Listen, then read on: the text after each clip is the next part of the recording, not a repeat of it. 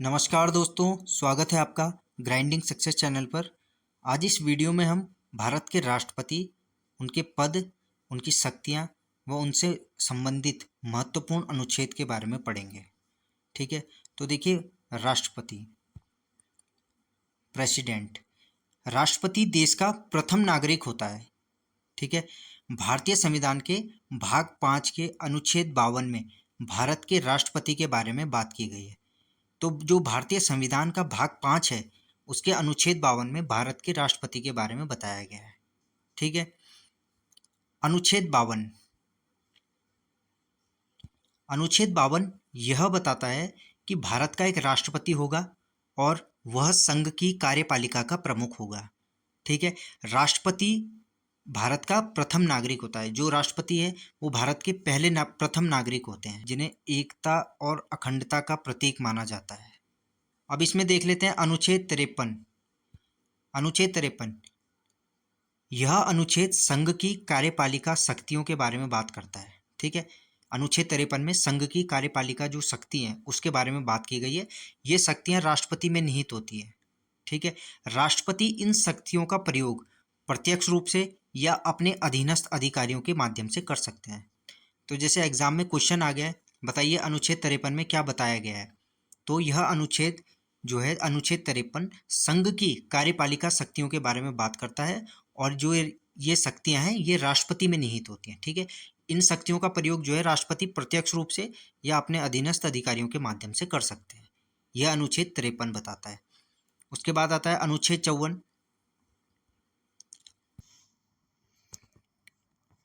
अनुच्छेद 54, तो देखिए अनुच्छेद 54 क्या बताता है। अनुच्छेद 54 यह अनुच्छेद राष्ट्रपति के चुनाव के बारे में बताता है। ठीक है, अनुच्छेद 54 राष्ट्रपति के चुनाव के बारे में बताता है। राष्ट्रपति का चुनाव एक निर्वाचक मंडल के सदस्यों द्वारा किया जाएगा, जिसमें संसद के दोनों सदनों के निर्वाचित सदस्य। संसद के दोनों सदन कौन से? लोकसभा, जिसे निम्न सदन कहते हैं, और राज्यसभा, जिसे उच्च सदन कहा जाता है।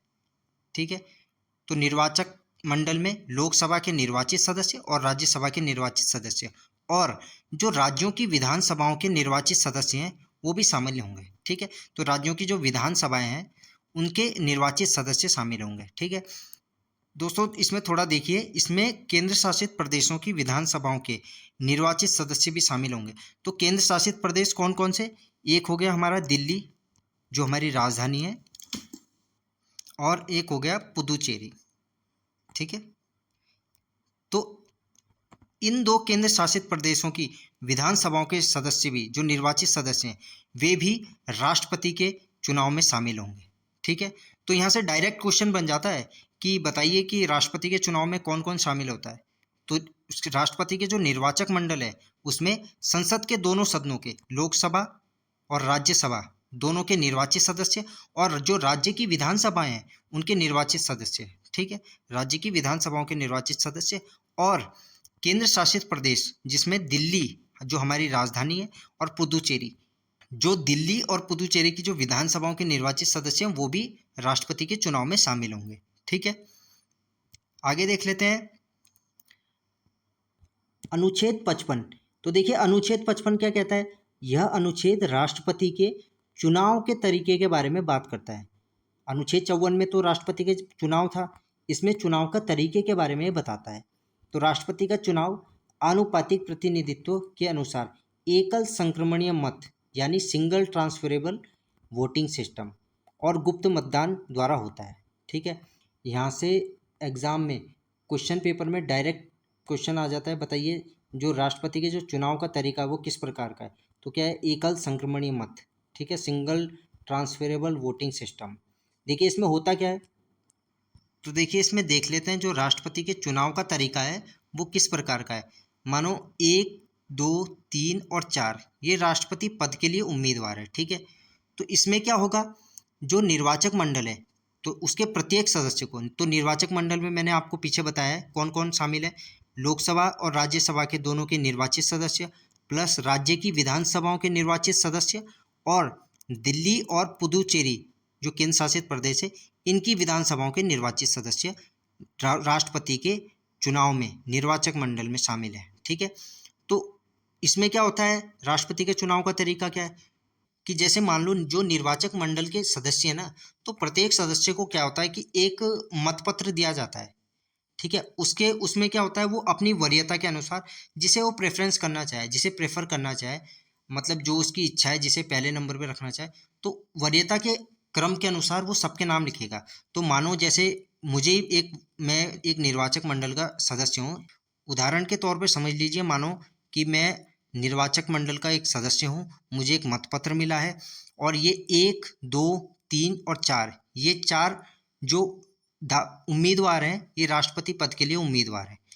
अब मुझे कैसे करना है इनका चुनाव, इसमें इसके चुनाव की क्या प्रक्रिया है। मानो मुझे 3 नंबर वाला पसंद है, तो मैं 3 नंबर वाले को ऊपर रख दूंगा। फिर मुझे उसके बाद 4 नंबर वाले को प्रेफरेंस देनी है, तो मैं 4 नंबर वाला प्रेफर कर दूंगा। उसके बाद मुझे 1 नंबर वाला सही लग रहा है, उसके बाद 1 नंबर वाला, तो लास्ट में ये 2 नंबर लग रहा है सही, तो इसमें 2 नंबर। मतलब नाम सबके भरने हैं उसमें, क्रम सबके नाम आएंगे, परंतु निर्भर ये करता है। अब मानो किसी दूसरे सदस्य को मतपत्र मिला, उसने प्रेफरेंस, उसकी वरीयता, उसने वरीयता 4 नंबर को दी, तो उसने 4 नंबर का नाम सबसे ऊपर लिखा।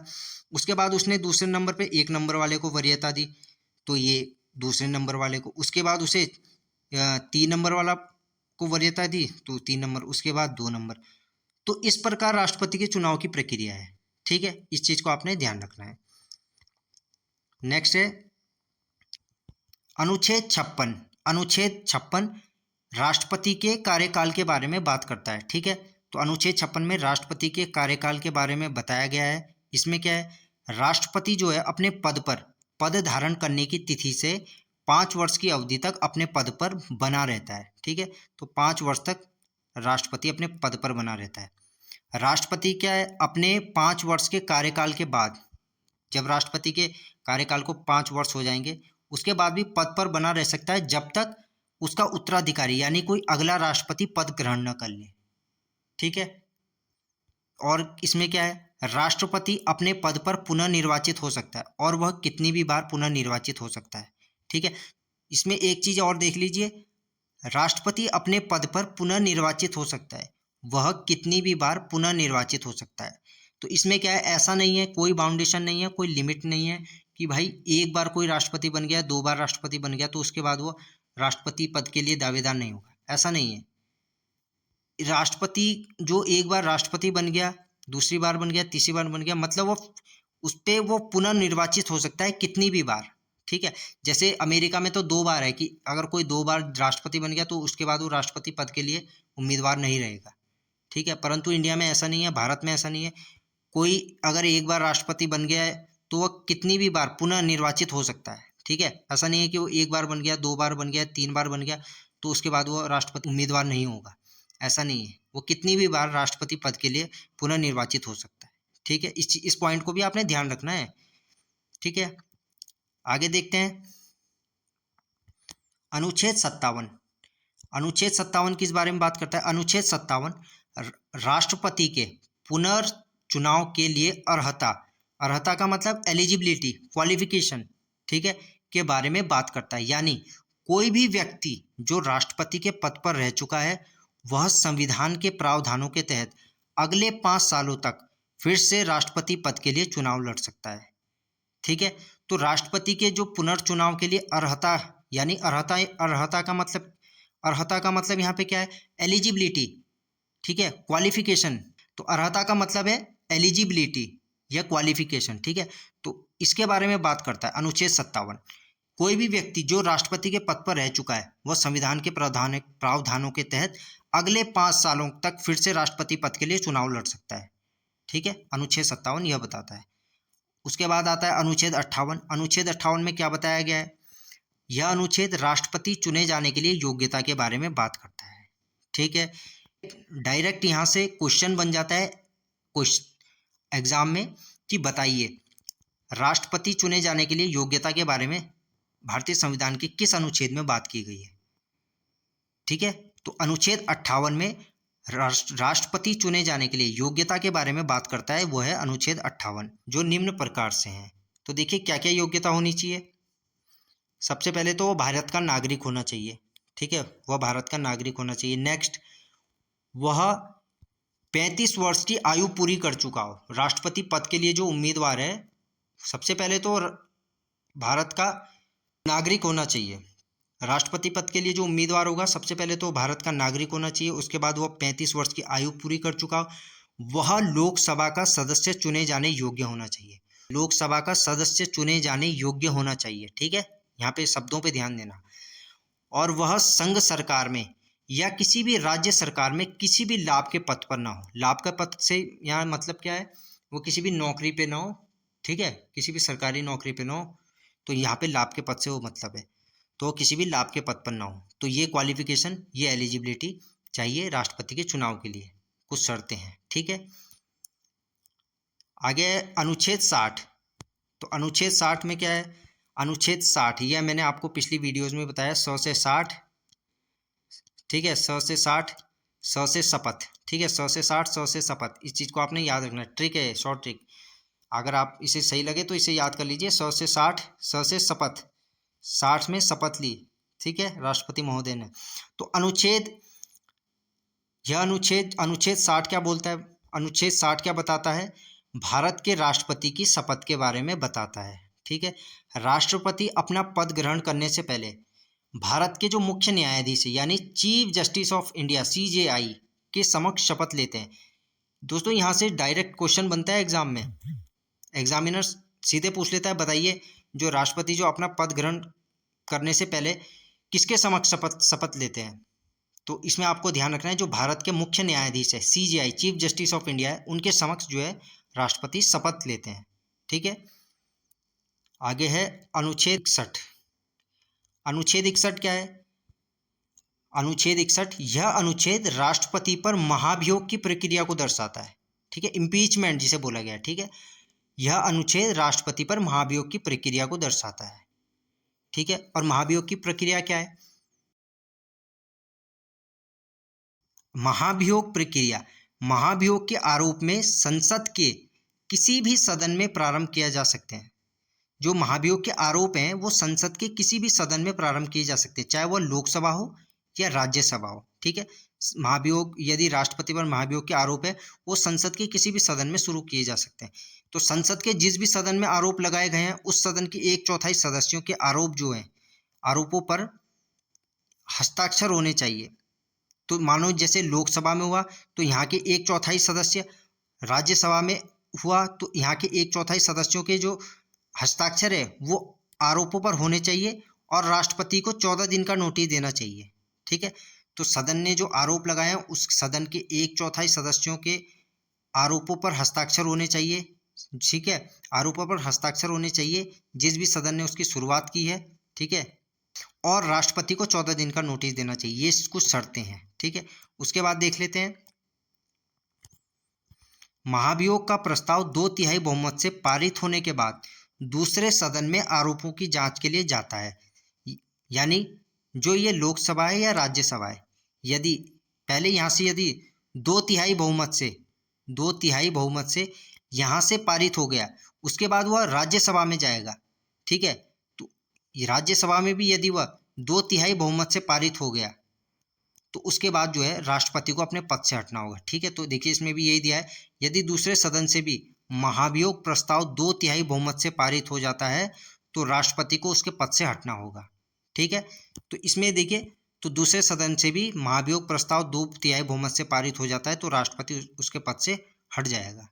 यह महाभियोग की प्रक्रिया है, ठीक है। तो देखिए इसमें यहाँ से डायरेक्ट क्वेश्चन बन जाता है। तो इस चीज़ में आपको एक चीज़ ध्यान रखनी है, इसमें से क्वेश्चन कैसे बनते हैं। तो महाभियोग, जो राष्ट्रपति पर महाभियोग संसद के कौन से सदन में प्रारंभ किए जा सकते हैं। तो इसमें आपको बोलना है संसद के किसी भी सदन में, चाहे वह लोकसभा हो चाहे वह राज्यसभा हो, ठीक है। और यह भी पूछेगा तो जिस भी सदन में आरोप लगाए हैं उसके कितने सदस्यों के आरोपों पर हस्ताक्षर होने चाहिए। तो 1/4 सदस्यों के आरोपों पर हस्ताक्षर होने चाहिए, ठीक है। तो ये यहाँ से डायरेक्ट क्वेश्चन बनते हैं, और राष्ट्रपति का 14 दिन का नोटिस देना चाहिए। उसके बाद 2/3 बहुमत से, तो उसके बाद 2/3 बहुमत से एक सदन से पारित होकर दूसरे सदन में जाएगा। यदि दूसरे सदन से भी 2/3 बहुमत से पारित हो गया तो राष्ट्रपति को उसके पद से हटा दिया जाएगा, ठीक है। तो ये महाभियोग की पूरी प्रक्रिया है। ये पॉइंट आपको याद रखने हैं दोस्तों। ये बहुत इंपॉर्टेंट है, यहीं से क्वेश्चन निकलते हैं। नेक्स्ट है अनुच्छेद 71, ठीक है, अनुच्छेद 71। इसमें क्या कहा गया है? यह अनुच्छेद राष्ट्रपति और उपराष्ट्रपति के चुनाव के मामलों से संबंधित है। यह राष्ट्रपति और उपराष्ट्रपति के चुनाव से संबंधित सभी संधियां और विवादों की जो है जांच और निर्णय करेगा। कौन करेगा? सर्वोच्च न्यायालय करेगा, ठीक है। और सर्वोच्च न्यायालय का फैसला आखिरी फैसला होगा, ठीक है। तो अनुच्छेद 71 में क्या बताया गया है? अनुच्छेद 71 में बताया गया है राष्ट्रपति और उपराष्ट्रपति के चुनाव से संबंधित जो भी संधियां है या जो भी विवाद है, तो उन सब की जांच जो है वो सुप्रीम कोर्ट यानी सर्वोच्च न्यायालय करेगा और उसका निर्णय भी सर्वोच्च न्यायालय करेगा और सर्वोच्च न्यायालय का फैसला ही आखिरी फैसला होगा, ठीक है। ये आर्टिकल दोस्तों बहुत इंपॉर्टेंट है, तो इस चीज़ को आपने ध्यान रखना है। तो अनुच्छेद 71 में राष्ट्रपति और उपराष्ट्रपति के चुनाव से संबंधित विवादों की जो जांच और निर्णय है वो सर्वोच्च न्यायालय द्वारा किया जाएगा, ठीक है। नेक्स्ट है अनुच्छेद 72। अनुच्छेद 72 यह अनुच्छेद राष्ट्रपति की क्षमादान, दोस्तों यहाँ पे करेक्शन कर दीजिए इसको, राष्ट्रपति की क्षमादान, राष्ट्रपति की क्षमादान शक्तियों के बारे में बात करता है, ठीक है। अनुच्छेद 32 में राष्ट्रपति की जो क्षमादान की शक्तियां हैं उसके बारे में बात करता है। जो व्यक्ति किसी अपराध के लिए दोषी ठहराया गया है, राष्ट्रपति को उस दोषी ठहराए गए व्यक्ति की सजा को क्षमादान या सजा में छूट देने के लिए निम्नलिखित शक्तियां प्राप्त है। तो मान लो किसी व्यक्ति को दोषी ठहराया गया है, तो राष्ट्रपति जो वह व्यक्ति दोषी ठहराया गया है उसकी सजा को क्षमादान या सजा में छूट देने के लिए राष्ट्रपति को निम्नलिखित शक्तियां प्राप्त है। तो इन शक्तियों के बारे में देख लेते हैं, ठीक है। पहला है क्षमा, क्षमा जिसे इंग्लिश में पार्डन कहा गया है, ठीक है। इसमें दंड और बंदीकरण, दोस्तों में ब है यहाँ पे, दंड और बंदीकरण दोनों को हटा दिया जाता है और दोषी को जो है सभी दंड और दंडादेशों से, दंड के आदेशों से मुक्त कर देते थे, ठीक है। तो इसमें क्या होता है क्षमा में, इसमें यदि कोई दंड दिया गया है और या फिर बंदीकरण है तो दोनों को हटा दिया जाता है और दोषी को जो है सभी दंड और दंडादेशों से मुक्त कर देते हैं, ठीक है। क्षमा में यह है। दूसरा है लघुकरण यानी कॉम्यूटेशन, ठीक है, इसे इंग्लिश में कॉम्यूटेशन कहा गया है। इसमें क्या होता है? इसमें दंड के स्वरूप को बदलकर कम करते हैं, दोस्तों यहाँ पे कम है ये, ठीक है, कम करते हैं। जैसे मृत्युदंड का लघुकरण कर कठोर कारावास में परिवर्तित कर देते हैं, जिसे साधारण कारावास में परिवर्तित किया जा सकता है, ठीक है। इसमें क्या है? लघुकरण कॉम्यूटेशन में उसके दंड को जो है, आरोपी के जो दंड है उसके स्वरूप को बदल देते हैं। जैसे यदि उसे मृत्युदंड मिला है तो उसके मृत्युदंड को कम करके उसे कठोर कारावास में परिवर्तित कर देंगे, ठीक है। उसके बाद कठोर कारावास को साधारण कारावास में भी परिवर्तित किया जा सकता है, ठीक है। तो लघुकरण में इस शक्ति के बारे में बताया गया है। नेक्स्ट है परिहार, ठीक है, परिहार जिसे इंग्लिश में रेमिशन कहा गया है, ठीक है, परिहार जिसे इंग्लिश में रेमिशन कहा गया है। इसमें क्या है दोस्तों? इसमें दंड की प्रकृति में परिवर्तन के बिना उसकी अवधि कम कर देते हैं, ठीक है। जैसे 2 वर्ष के कठोर कारावास को 1 वर्ष के कठोर कारावास में परिहार कर देते हैं। तो इसमें क्या कह रहा है वो? जैसे जो दंड की प्रकृति है इसमें क्या करता है, जैसे 2 वर्ष का कठोर दंड कारावास, ठीक है, 2 वर्ष का जैसे कठोर कारावास की सजा मिली है तो इसे कम करके 1 वर्ष कठोर कारावास कर देंगे, ठीक है। जैसे 2 वर्ष का कठोर कारावास की सजा मिली है तो जैसे 2 वर्ष का कठोर कारावास मिला है तो इसे कम करके 1 वर्ष का कठोर कारावास में बदल दिया है, ठीक है। तो इस परिहार में रेमिशन में यही शक्ति के बारे में बताया गया है कि दंड की प्रकृति में परिवर्तन नहीं किया है।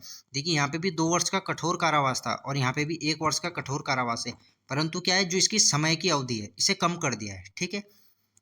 नेक्स्ट है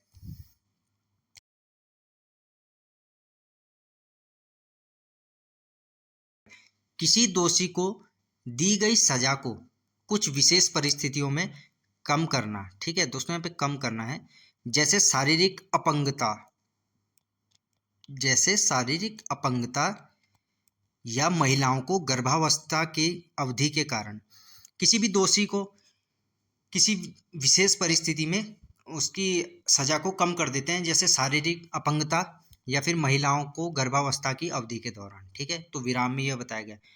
प्रविलंबन, दोस्तों ये प्रविलंबन है, प्रविलंबन यानी कॉम्यूटेशन, इसमें क्या है, किसी दंड विशेषकर मृत्यु दंड पर अस्थायी रोक लगाना, दोषी व्यक्ति को क्षमा याचना अथवा दंड के स्वरूप परिवर्तन की याचना के लिए समय देते हैं।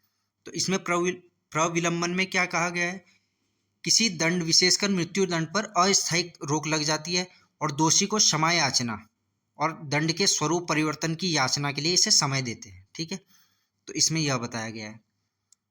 नेक्स्ट है अनुच्छेद 111। अनुच्छेद 111 क्या है, यह अनुच्छेद संसद द्वारा पारित विधेयकों पर राष्ट्रपति की सहमति देने या न देने की शक्ति के बारे में बात करता है। ठीक है, तो अनुच्छेद 111 में क्या बताया कि जो संसद से पारित विधेयक हैं उन पर राष्ट्रपति की जो सहमति देने या न देने की शक्ति के बारे में ये बात करता है। ठीक है, संसद द्वारा पारित कोई भी विधेयक, दोस्तों ये विधेयक है, ठीक है, संसद द्वारा पारित कोई भी विधेयक तभी अधिनियम बनता है जब राष्ट्रपति उसे अपनी सहमति देता है। ठीक है, तो यानी जैसे संसद से कोई विधेयक पारित होया तो वो राष्ट्रपति के पास जाएगा, तो उसमें राष्ट्रपति की जब स्वीकृति उसे मिल जाएगी तभी जाके वो अधिनियम यानी कि एक्ट बनेगा। ठीक है, इस चीज़ को भी आपने याद रखना है। पॉइंट है, डायरेक्ट पूछ लेता है, बताइए कोई भी विधेयक अधिनियम कब बनता है, तो राष्ट्रपति की सहमति के बाद, राष्ट्रपति जब उसे स्वीकृति दे देते हैं तभी जाके वो अधिनियम बनता है, एक्ट बनता है। ठीक है, इस चीज़ को आपने ध्यान रखना है। संविधान के अनुच्छेद 111 के अनुसार राष्ट्रपति के पास 3 विकल्प दिए गए हैं इस संदर्भ में। ठीक है, तो वो 3 विकल्प देख लेते हैं। वह यानी राष्ट्रपति विधेयक पर अपनी स्वीकृति दे सकता है। ठीक है, यदि राष्ट्रपति के पास कोई विधेयक आया है संसद से पारित होकर, तो पहला विकल्प है राष्ट्रपति उसे स्वीकृति दे सकता है। दूसरा विकल्प है विधेयक पर अपनी स्वीकृति को सुरक्षित रख सकता है। ठीक है, विधेयक पर अब जो अपनी स्वीकृति है उसे सुरक्षित रख सकता है, अपनी स्वीकृति नहीं दे रहा है। ठीक है, और तीसरा है राष्ट्रपति विधेयक को संसद के पुनर्विचार के लिए लौटा सकता है। राष्ट्रपति जो है, राष्ट्रपति के बाद यदि संसद से पारित होकर कोई विधेयक आया है तो राष्ट्रपति उसे फिर से संसद के पास पुनर्विचार के लिए लौटा सकता है। पर इसमें क्या है, यदि संसद इस विधेयक को बिना किसी संशोधन या संशोधन करके पुनः राष्ट्रपति के सामने प्रस्तुत करे तो राष्ट्रपति को अपनी स्वीकृति देनी होगी। तो वो कहना चाह रहा है यदि संसद जो विधेयक राष्ट्रपति ने संसद के पास पुनर्विचार के लिए भेजा है, यदि संसद उस विधेयक में कोई संशोधन करे या कोई संशोधन ना करे और फिर से राष्ट्रपति के सामने प्रस्तुत कर दे तो इस बार राष्ट्रपति को अपनी स्वीकृति देनी होगी। ठीक है, तो वो यह कहना चाह रहा है। तो ये 3 विकल्प हैं जो राष्ट्रपति को मिले हैं अनुच्छेद 111 के अनुसार। ठीक है, नेक्स्ट है अनुच्छेद 123। अनुच्छेद 123 क्या कहता है, यह अनुच्छेद राष्ट्रपति की अध्यादेश जारी करने की शक्ति के बारे में बात करता है। ठीक है, अनुच्छेद 123 राष्ट्रपति की अध्यादेश जारी करने की शक्ति के बारे में बात करता है। ठीक है, तो दोस्तों ये थे राष्ट्रपति, उनके पद, शक्तियों से संबंधित कुछ महत्वपूर्ण अनुच्छेद। ठीक है, तो मिलते हैं आपसे नेक्स्ट वीडियो में। धन्यवाद।